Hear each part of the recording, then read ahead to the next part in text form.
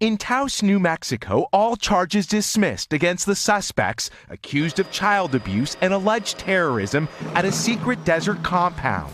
The charges dropped on a technicality after prosecutors failed to meet a preliminary hearing deadline.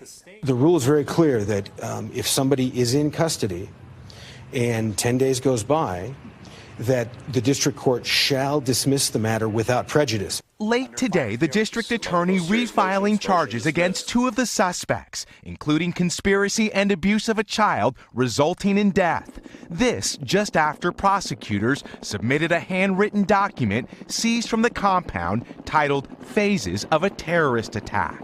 The dismissal, a shocking turn of events in a case that started with a dead child and an alarming threat.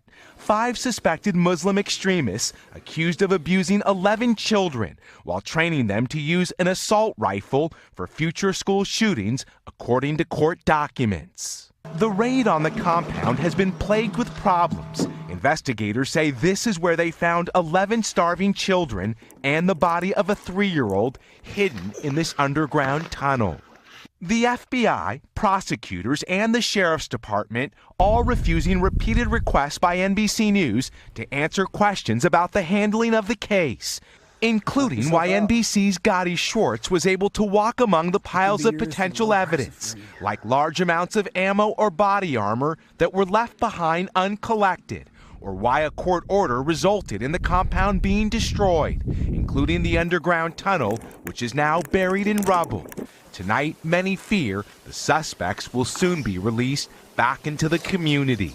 Miguel Almaguer, NBC News. Hey, NBC News fans, thanks for checking out our YouTube channel. Subscribe by clicking on that button down here and click on any of the videos over here to watch the latest interviews, show highlights, and digital exclusives.